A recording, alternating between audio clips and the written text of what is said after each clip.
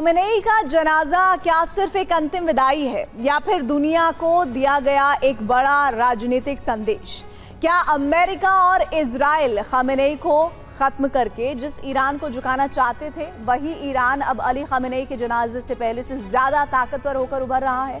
आखिर क्यों तेहरान में आयतुल्लाह अली खामेनेई की तुलना फारस के महान शासक शाह अब्बास महान से की जा रही है?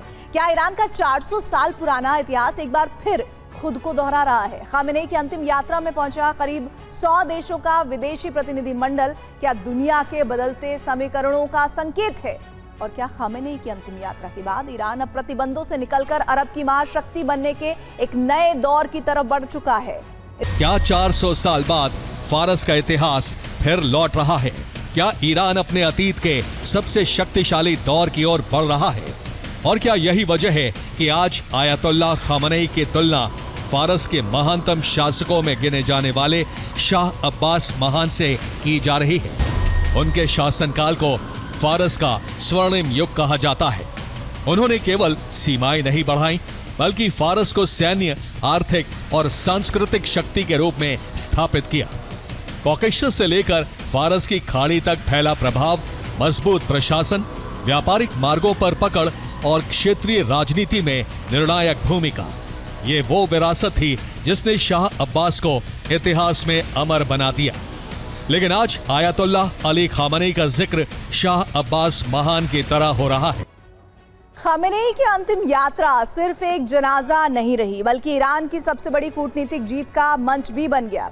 ईरान का दावा है कि करीब 100 देशों के प्रतिनिधिमंडल तेहरान पहुंचे। चीन, रूस, भारत, सऊदी अरब, तुर्की, Iraq, Armenia, Pakistan, Tajikistan, Turkmenistan, Afghanistan, Georgia, Azerbaijan, Qatar, Oman, Syria, Belarus, Cuba, Venezuela और नामीबिया जैसे देशों की मौजूदगी ने पूरी दुनिया का ध्यान तेहरान की ओर खींच लिया। जिस ईरान को अमेरिका और इजराइल ने प्रतिबंधों के जरिए दुनिया से अलग थलग करने की कोशिश की थी, आज उसी ईरान की राजधानी में दुनिया के अलग अलग हिस्सों से इतनी बड़ी संख्या में प्रतिनिधिमंडल पहुंच रहे हैं। खामेनेई की अंतिम विदाई अब सिर्फ शोक का नहीं, बल्कि ईरान की बढ़ती कूटनीतिक ताकत और वैश्विक पहुंच का प्रतीक बन गई है। इसी वजह से इस वक्त ईरान की राजधानी तेहरान दुनिया की कूटनीति का नया केंद्र बन गया है। अब 400 साल पुराने शाह अब्बास के फारस और आज के ईरान के प्रभाव क्षेत्र के बीच ये तुलना भी देख लीजिए। 400 साल पहले शाह अब्बास महान ने फारस को उसकी सबसे बड़ी ताकत और सबसे बड़े विस्तार तक पहुंचाया था।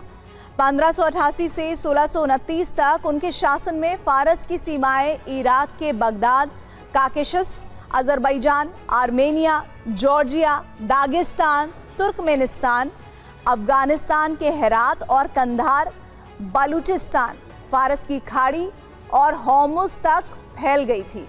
उस दौर में फारस पश्चिम एशिया के सबसे प्रभावशाली ताकत बनकर उभरा था। आयतुल्लाह अली खामेनेई के दौर में ईरान ने इराक, सीरिया, लेबनान और यमन में अपने सहयोगी नेटवर्क के जरिए प्रभाव बढ़ाया। होर्मुज स्ट्रेट, फारस की खाड़ी, लाल सागर, काकेशस तक ईरान की रणनीतिक मौजूदगी और धमक पहुंच गई।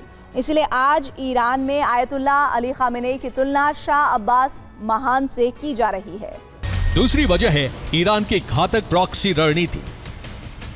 शाह अब्बास महान अपनी सीमाओं से बाहर जाकर स्थानीय कबीलों और सहयोगियों का एक ऐसा नेटवर्क तैयार करते थे जो फारस के लिए लड़ते थे। खामेनेई के शासनकाल की भी सबसे बड़ी कूटनीतिक सफलता यही रही कि उन्होंने लेबनान, यमन, इराक और सीरिया में स्थानीय गुटों का एक मजबूत नेटवर्क खड़ा किया, जो आज ईरान की सीमाओं से सैकड़ों मील दूर रहकर उसके हितों की रक्षा कर रहे हैं। तीसरी बड़ी वजह है चौतरफा दुश्मनों के बीच भी देश की संप्रभुता की रक्षा करने का हुनर।